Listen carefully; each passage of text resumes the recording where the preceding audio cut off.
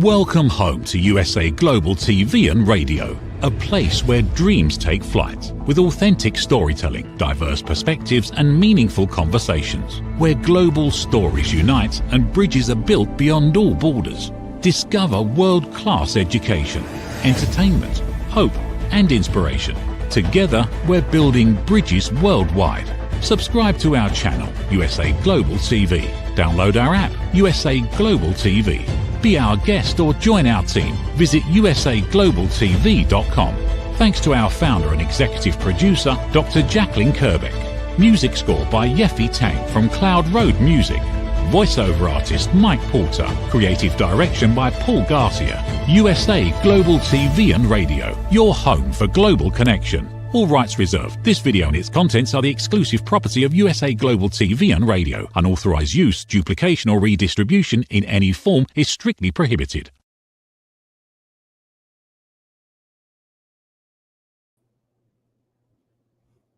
Red O'Loughlin here on the USA Global TV and Radio Network, and our show today is called The Wise Ones. And my guest today is Bill Brown. He's been the voice of the Astros for over 30 years, and I'll get to him in just a minute. He'll be joining me. But when I'm not doing the TV shows, I just finished the Corner Bookstore. I'm doing The Wise Ones now, and I have another show immediately following this one called Talking Heads. But I research the human body. I write about it. I speak about it. My specialty is longevity and age-related diseases. I like to look at everything at the cellular level in the body. What's happening, chemically speaking? Is there some way to speed up that reaction? Is there a way to slow it down? Is there a way to stop it? And those are the things that I pay attention to. That's what I tell people about. And I also always tell them, before you change anything and whatever you're doing, always talk to your physician or your pharmacist to make sure there's no complications. I also help people get their books written. As a book coach, I work with individuals. As a publisher, I've published over 50 books for other people. And as a TV host, we are here 3 times every week on a Thursday. And so, Bill, why don't you join me up here on stage, and we will get into the wisdom over time that Bill Brown has acquired. Not anywhere close to yours, I'm sure, Red, but at this age, we are supposed to be a little wiser. Well, it really doesn't matter. You could be in the same city for 80 years and probably have a wealth of knowledge, because it's not what happens to you, it's how you use it. And, as you mentioned backstage, we're in that age now where how can we help others? And really and truly, that's a lot of what I do with my research, my speaking, my writing. You're an author of over a dozen books. And, so you're putting out there your experiences, your thoughts, just a lot of different ways of doing it. There are. And we just recently went on a vacation to Canada, Red, and I learned a lot from that. We went north of Victoria, north of Vancouver, BC, into the northern part of British Columbia, and I met a guy who owned a farm, and he was just a wealth of knowledge and talking about the arid climate up there and how the desert climate runs all the way from there down into Mexico, things you never think about, but those are the things that traveling, I think, can reveal as compared to staying at home, reading, etc. So there's, for most of us, there's excitement about going on a trip somewhere, and then maybe you take a photo or you talk to somebody, have a good conversation and learn something from that. And trying to pass that along, I think, at this age, whether it be on Facebook or to our grandkids or whatever the venue might be, is part of the challenge of it, part of the joy of it, being this age. Yeah, we had our first great grandson about a little over a year and a half ago now. And one of my plans, I haven't executed it yet, is to do a series of videos on a private YouTube channel, so that 10 years from now or whatever, here's 40 videos of all the questions you would ever want to ask me. And so that's one of those things I do have planned. But anyway, getting back, your book, Wartime Athletes, is a little different, because when we write about our memoir, we write about something that we know, that's one thing. But we write about other people, and it involves a lot of research. It involves a lot of understanding. And then we also apply it to a lot of what we have in our own world. But we left you were on the Corner Bookstore recently, and we went through how your evolution of writing and all that. That's for that show. But for here, one of the things that I wish we had more time for was that when you're studying these athletes, they go off to war. Sometimes they come back. There's trauma. There's depression. There's anxiety. There's drama.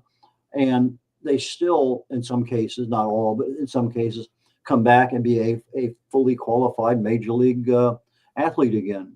And I know you wanted to mention a couple of examples of that we really didn't have time to talk about last time, but why don't we pick that up here and we just kind of wander on down the road?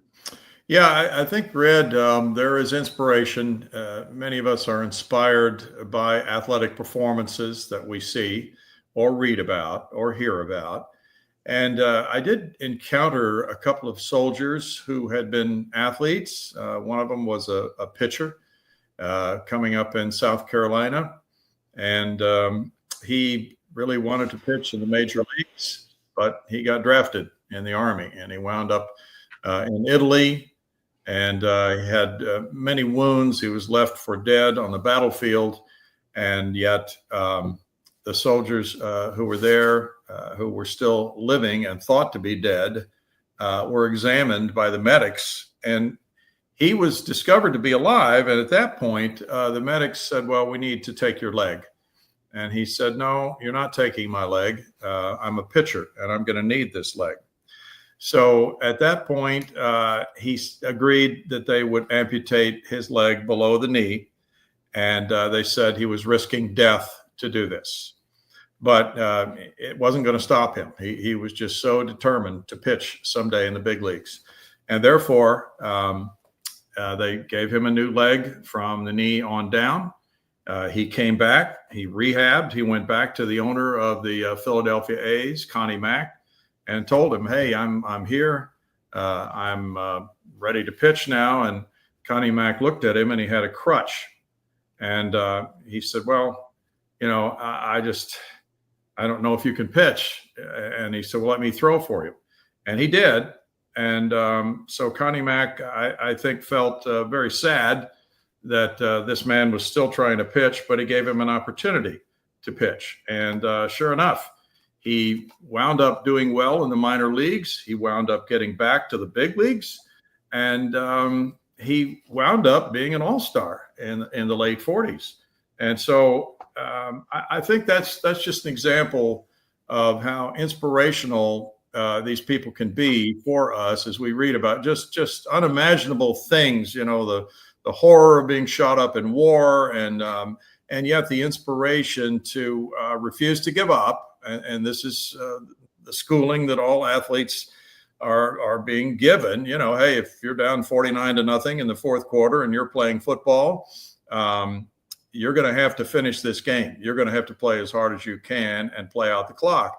And so I think that, for me, is one of the major lessons. There was another guy who was in a prison camp for 2 years in Germany, and same thing. He had an injury, he had an amputation, and he came back and played. And it's just amazing to me that somebody who's had a limb amputated could perform at that level, but it has happened a few times. It's interesting because they may be an athlete in football and maybe have the ability to cross over, but timing and other issues are there with regard to seasons.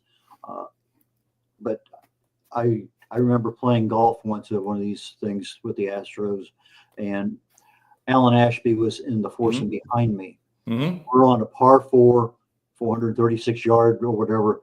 Anyway, all of a sudden, the ball comes rolling up onto the green that he had hit from the tee box. Oh, and, my goodness! and it's just okay. He may have been a very professional golfer. Also, I have no idea. All I know is because who hit that ball. But it's interesting how sometimes you get these little things that happen. I remember one time reading, that I'm a fan of the Yankees back when I was a teenager. Mm-hmm. And the little headline, it says about Bobby Richardson, the shortstop for the Yankees.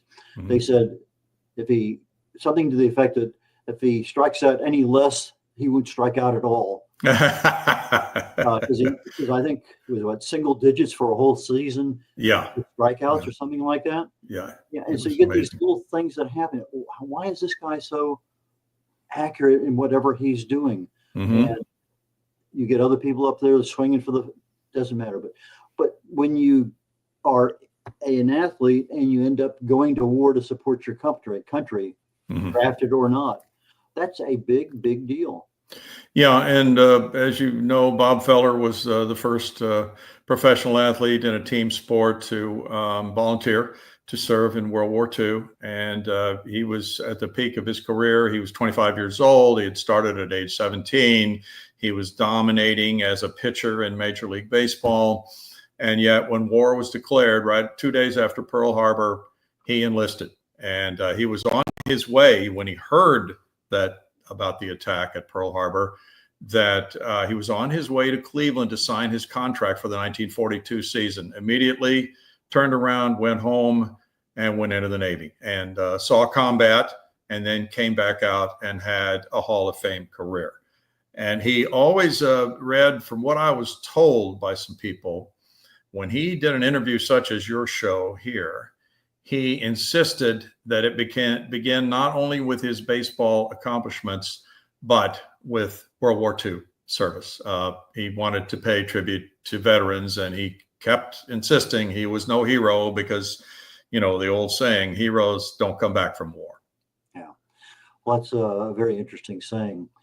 You were a Vietnam veteran and came back and chose a field that highlighted what you did a little bit over there in theater, and we covered that the last time. But I want to switch over a little bit from the book, but I want to keep coming back to it.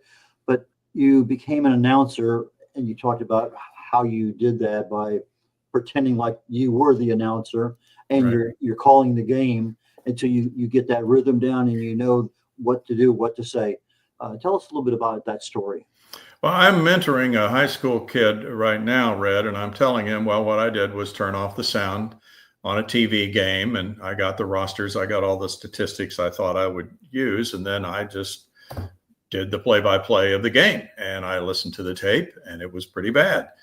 And so I tried it again, and I kept doing it and showed some improvement. And then I would mentor kids now and say, well, you know, send me your tapes and I'll critique the tapes. And then once you get better, we'll see about having somebody else who's a professional critique them, because you may get a different slant from a different person.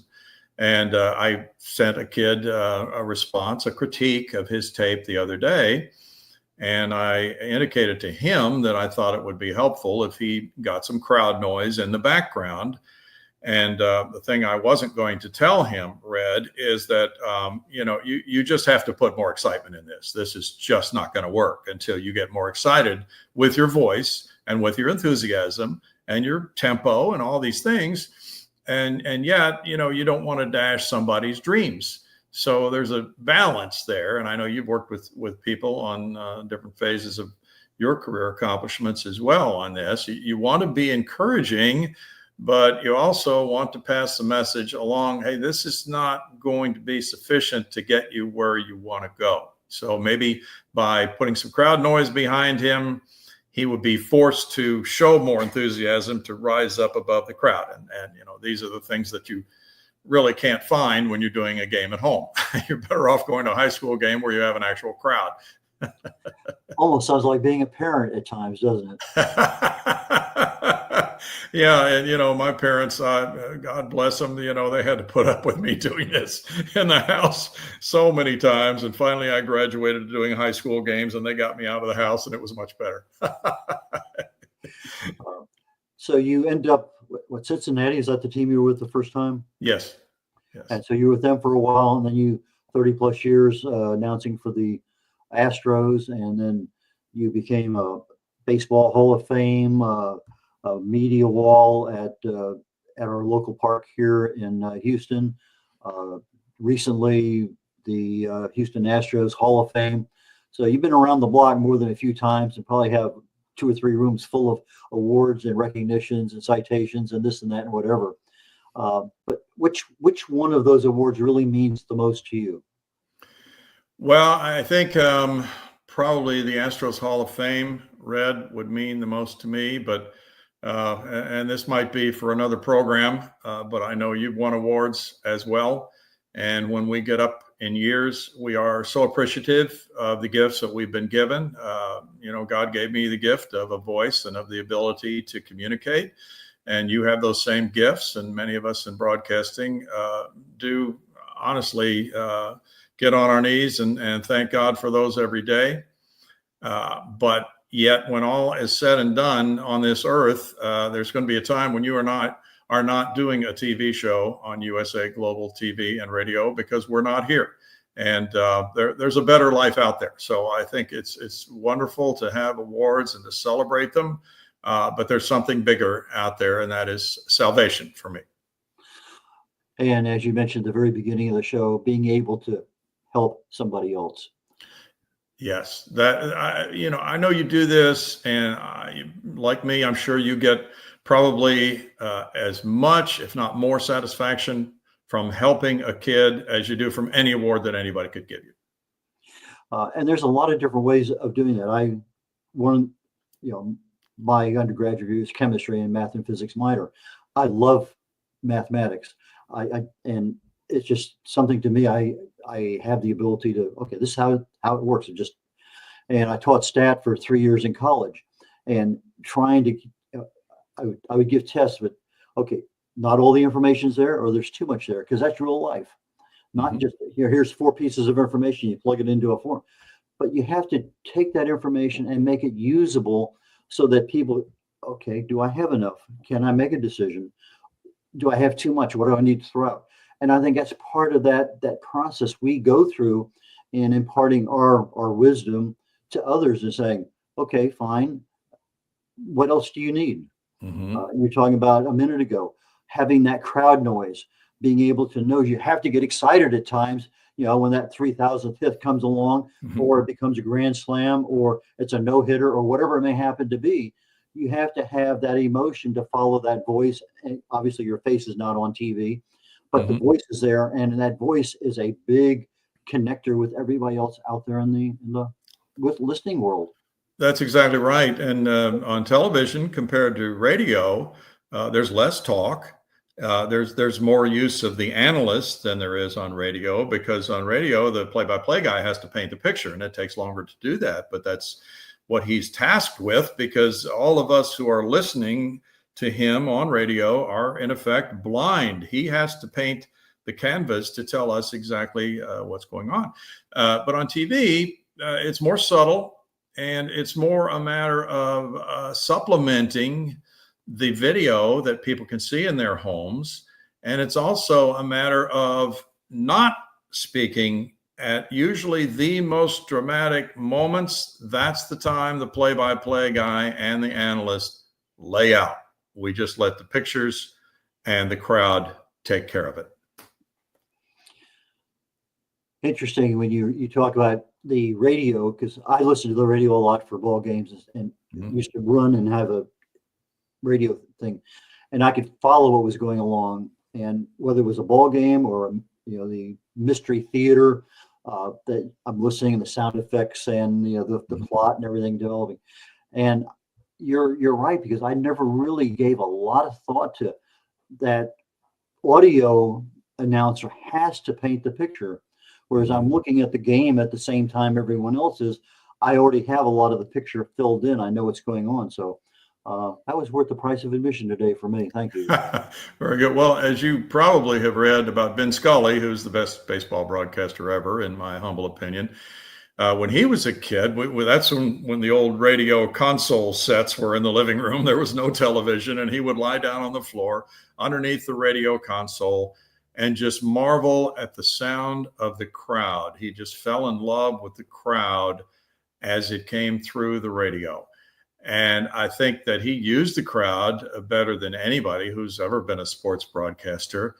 And it just always stayed with him. He was always fascinated by it, and that fascination never left him. And, to me, that's another thing too, Red, that a lot of guys, even our age, are still doing play-by-play broadcasting. And it is because they still have that wondrousness, that fascination of a child at what is about to happen that we don't know yet. Well, Bill, we're getting ready to go to break here in just a few seconds. When we come back, I'd like to go down the road of how do you know when it's time to retire, and how do you actually switch your mindset from I've been doing this for 30 years into what's my next 30 years going to look like? Very good. Very good. I'm excited about that. USA Global TV and Radio proudly presents Tracy Cram-Perkins, a dementia caregiving survivor teaching how to balance care with peace of mind. #1 resource for dementia caregivers. It's the book Dementia Home Care: How to Prepare Before, During, and After. Over 17,000 copies sold of this must-have guide. And now a testimonial from Tracy Smith. If I was to describe this book to someone who is going through a similar situation, I would underscore how important it is to have some sort of a tool or a guidebook to help you through certain stages. And there's so many, it's such an unknown topic to the average person. And to have this as a reference is essential. It's going to help you get through it personally, as well as help your loved one manage. To learn more, go to tracycramperkins.com. Tracy Cram-Perkins is an award-winning author. She's also the host of Dementia Home Care television show. Watch it here on USA Global TV and Radio.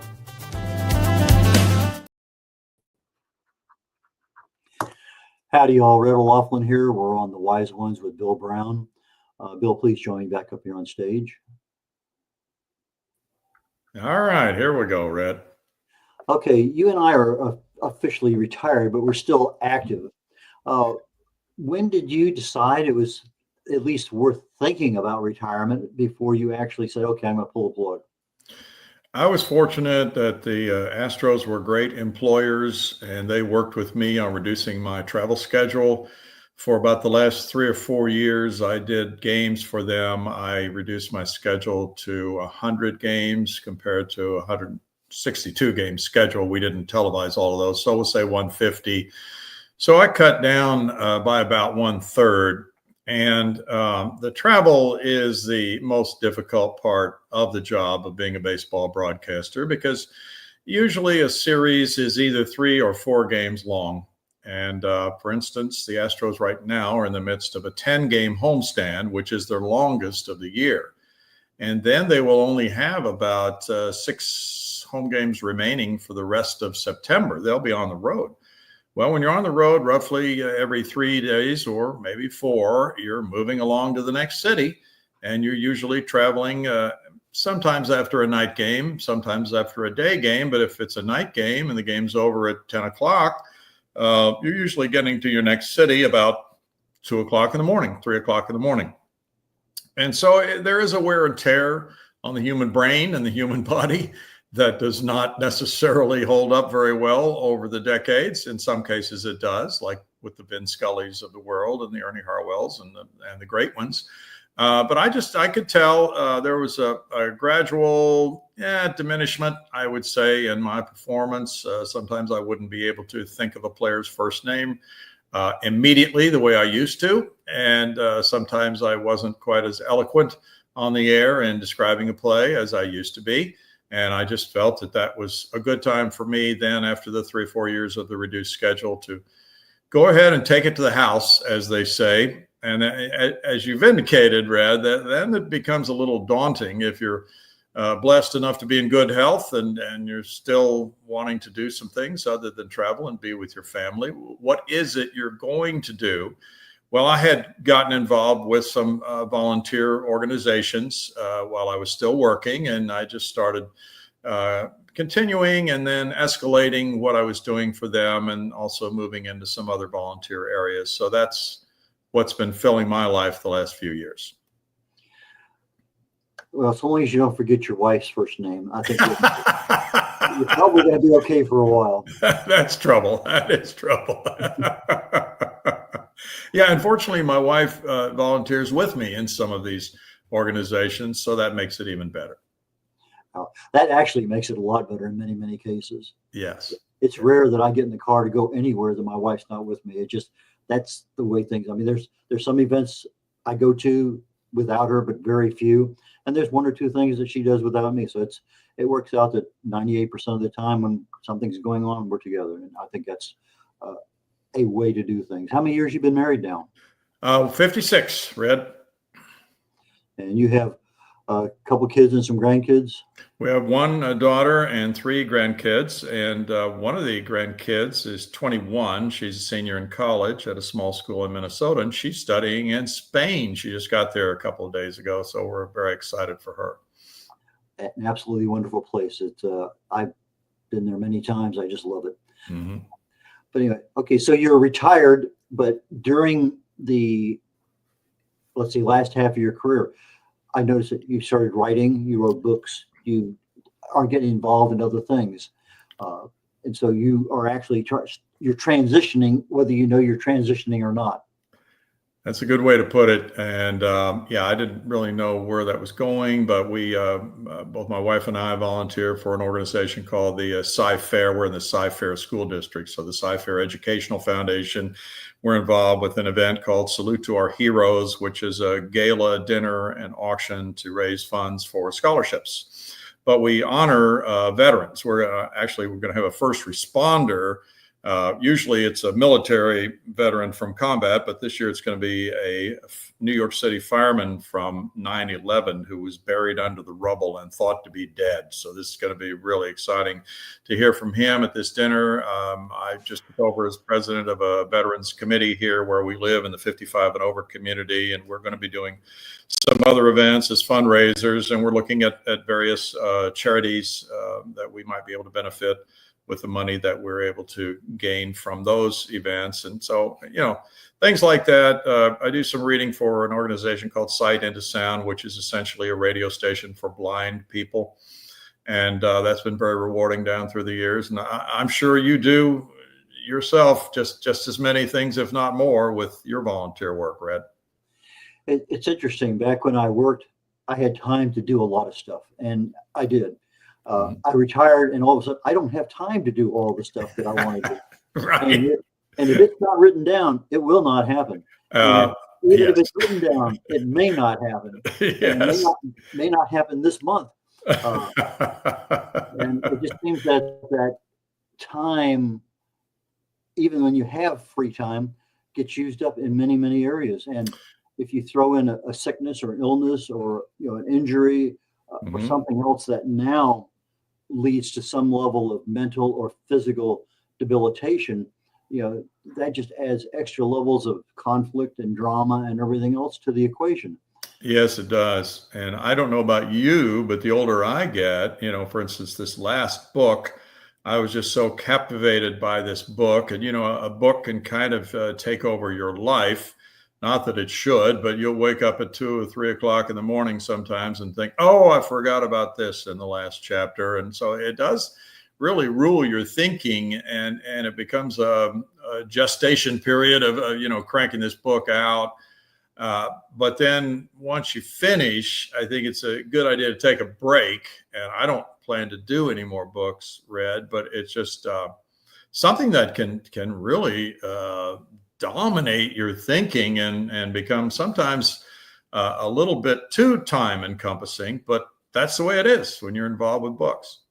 Now, never say never. True. Sometimes a thought will occur. I got to get this out to the world. You just never know. Yeah. Because something just stimulates a little part of our brain. That's right. I think you mentioned it earlier. You've got to be healthy in order to do what you want to do. What do you do in your world as far as health goes? I work out. I do, 30 minutes of cardio, whether it's treadmill or walking around the neighborhood. Play golf a couple times a week. Play pickleball. So I'm lucky enough that my wife's going to have knee replacement surgery here pretty soon. But Fortunately, I've avoided that so far. And, most of my buddies have had a hip replaced.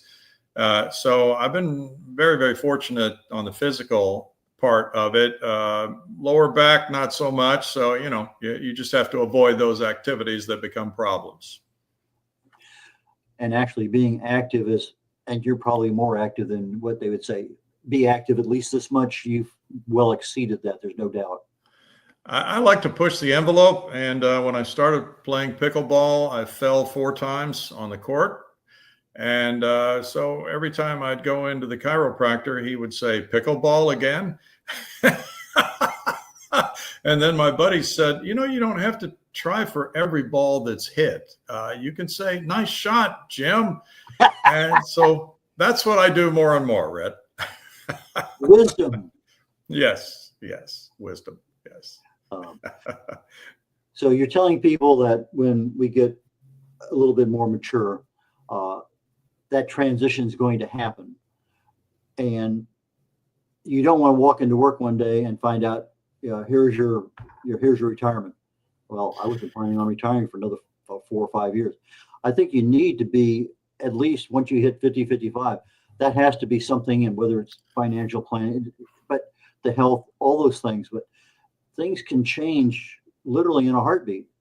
I'm so glad you brought that up, Red. I think it's really a key, especially if you're fortunate enough to be a sports broadcaster, we'll say. And I have friends who did not want to retire. They did not want to quit working, but their companies decided they would make a change. I was fired once upon a time back in the 80s. I was 40 years old, and I didn't think I would get back into sports broadcasting. I was preparing for another career at that point. That's how the ebb and flow of the broadcasting business, as far as being on the air, can go.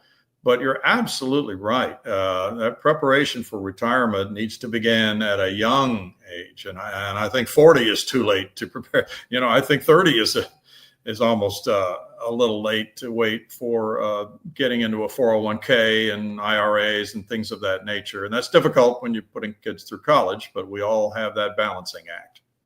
But we always know we're going to make more money down the road because we're going to be working longer and making more money. So we never worry about it. We spend it all up front. So that life goes on, and it is what it is. Yeah, it is. But, it's so much of a blessing to be in retirement and not be worried about the financial aspect of it.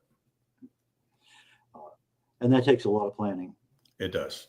Yeah. I walked back in from lunch one day. In fact, it was December 7th, 2007. And I got a note saying they want to talk to you in HR. Okay. I go down and they said, "Here's your retirement paperwork." That's how I was told, but they made me an offer I couldn't refuse. It was a very, very nice offer, but I didn't want to retire. It wasn't part of my plan at that point in time. And then, I got upset about it for 30 minutes or so. And I said, that's a clue that something's happening. And I decided that I don't want to work for anyone else.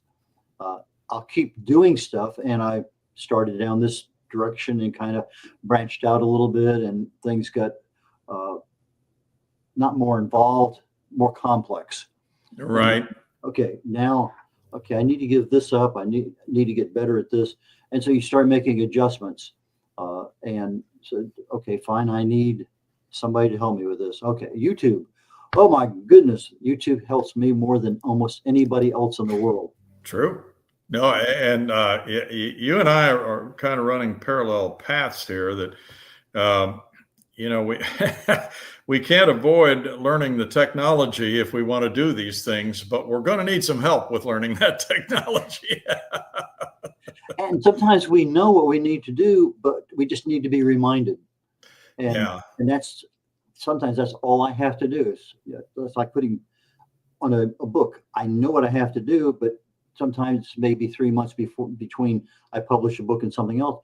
Okay, well, how do I put the Roman numerals at the front and how to have any page numbers on the title page and transition to having Arabic numbers over here? And it takes me about 2 minutes on YouTube. Okay, memory refresh, go for it. Well, I'm glad you gave me that reminder. I should go to YouTube more often than I do. And for me, when I do my research for my health and wellness, I do a lot of stuff on YouTube because they're actually better than what I find on Chat GPT and what I find on Google. It's a very, very good source of information that you just don't find other places. You know, it's Yes, like, it is. yeah, what causes Alzheimer's? Well, this and this. Okay. But if I put in, what about caproic acid? It has nothing to do with Alzheimer's, just a term that came to mind. If I said caproic acid and Alzheimer's, here's 3 articles. Yeah. The search engines don't give you what you want. You have to prime the pump a little bit in order to get there.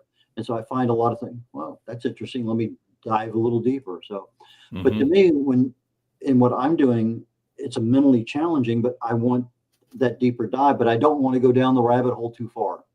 And that's something that I really have a problem with sometimes.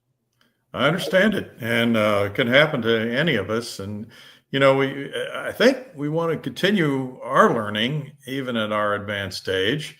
And so, yeah, it's great to read, but I don't remember as well what I just read. So there's that. And I think it's a really interesting time of life. And I'm sure we both know people who do suffer from dementia. My dad had Alzheimer's, and unfortunately, Mom couldn't handle it anymore, and we had to put him in a home, and he didn't know us. And that's unfortunately going to be more and more typical of our age group now. We try to take the precautions that we can take, but we have to prepare for that. And that's a part of the retirement savings that you talked about. You know, we can't really feel good about preparing for having dementia for 10 years and being in a home at the expense of that if we haven't really done a major job of saving our funds. And then you have something like a pandemic that pops up out of nowhere and changes your world. Yeah, and it was such, you know, our oldest grandchild, I think, really suffered from being in college during the pandemic and not being, you know, you're doing all the college classes online, but that lack of interaction with classmates is just something that I think really stunted his college growth during that period. Well, we're at that point in time where I'm going to ask you, how do people get in touch with you if they want to have you be a keynote speaker at an event, if they want to have you show up somewhere? How do people get in touch with you? My email address is bbillbrown, bbastro, ASTRO at AOL.com. And I enjoy doing that. You know, I'm not obsessed with making money off speaking fees. Just want to try to help out on some charity efforts and things of that nature. And your most recent book is called Wartime Athletes, and that can be found almost anywhere. It's on Amazon, and it's done well so far. And we're doing some things like my good friend has a foundation, and he sponsors a golf tournament fundraiser for the Green Beret Foundation. And so he wanted to have 160 wartime athlete books to give to the 160 golfers. And we're going to make that happen. And things like that, as you know, that's a real passion and a real joy when it turns in that direction, Red. You're absolutely right. Bill, thank you so very, very much for joining me today. And I am sure at some point in time in the future, we'll connect again. So again, thank you. Thanks again, Red. Sure enjoyed it. We're concluding the Wise Ones here on the USA Global TV and Radio Network. Today we had Bill Brown, former play-by-play announcer for over 30 years with the Houston Astros. My next show is in about 24 minutes here, and it's called Talking Heads. And today my topic is, let me read it because it's a little longer than normal, 6 vital moves to transform your health and extend your life. And what I'm looking at today is what things can you do that have clinical evidence that they work, that extend your life by 10%, 20%, 30%, whatever it may happen to be. And so there are certain things out there that if you understand how the aging processes happen in the body, what can you do to speed up the right ones, slow down the wrong ones? And that's what I'm going to be going into today, talking about those kind of pathways and what things really and truly help us age and remain healthy. That being the end of the show. So take care, y'all. Bye now. 5 little known secrets for dementia caregivers with Tracy Cram-Perkins. Hi there, I am Tracy Cram-Perkins, the host of the Dementia Home Care Show here on USA Global TV and Radio. I am also the author of the book of the same name. And you'll see this QR code. This is for an extended version of the same talk. So if you want to see the full hour-long version, feel free to scan the code and go to that website. Stick with me, we'll talk about 5 little known secrets to make it a little easier to do dementia caregiving. What you're seeing on the left-hand side is a healthy aged brain, age 55 and above. The one you're seeing on the right is an Alzheimer's disease brain. It is in moderate disease. It is shrinking. It has holes in it. The memories that were in those holes no longer exist. When you're learning something, let's say in kindergarten, you learn how to tie your shoelace. Well, then by the time you're in 2nd grade, your brain remembers that information from tying the shoelace and applies it so you can learn more quickly how to tie more complex knots. So the brain is hardwired to do this for us. So it helps us learn faster so it doesn't take us long to acquire knowledge. The brain is looking for the information and they pick the closest to wherever that hole is. Let's look at some tips that we can use to help do that. These are 5 simple tools you can use as a dementia caregiver to help your loved one. The whiteboard is a useful tool in recording the day's activities and the answers to repetitive questions. The calendar clock is a very useful tool to orient your loved one on the day, the date, and the time, and remind them of upcoming appointments. The communication cards are a great tool to bridge the gap when they can no longer tell you what's wrong. And then there's the pill minder, for when your loved one is still able to take pills but needs prompting. The final tool I want to share with you is the memory book. It tells your loved one's story. It's a great tool for distraction, redirection, also as a conversation starter, and telling you where they are in their story so you know how to answer their questions. Music is probably the most powerful tool in your toolbox after laughter. Music is a way to maintain connection. It sticks with your brain longer than any other thing, including reading. When you're having an issue with somebody, you can play their favorite music if you move them to another room, something that makes them happy, or you can start singing songs together from their childhood. These are some of my favorite books for caregivers. My show airs on the 3rd Tuesday of every month, and you can view past episodes on YouTube. Thank you, everyone. This program has been brought to you in part by Tracy Cram-Perkins. Connect with her and order her book at tracycramperkins.com.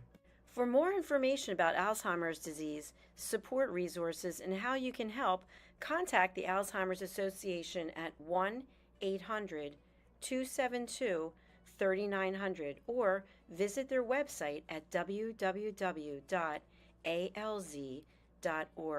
They offer 24/7 helpline support and a wealth of information to assist you and your loved ones. We face daily cyber risks, spending over 7 hours of screen time, including 4.5 hours on mobile phones. This convenience comes with significant dangers, with cybercrime costs predicted to exceed $10.5 trillion by 2025. In 2023 alone, seniors lost over $3.4 billion to cybercrime. Our goal is to make social engineering concepts of cybersecurity easier to understand. We work with business teams, senior living facilities, investment companies, and educational institutions, both individually and in groups. We offer real-life examples to help you recognize and prevent attacks, with sessions available both in person, in selected regions, and remotely. Schedule your training session, or to learn more, contact us today. Call us at 847-845-9360. Email us at info@cybersecurity.easy.com. Protect your team and family with cybersecurity.easy.com. Thank you, viewers and listeners of USA Global TV and Radio, for joining us today. We're honoured to have your time and attention as part of our global community. At USA Global TV and Radio, we believe in the power of authentic conversations, meaningful connections, and creating a world of possibilities together.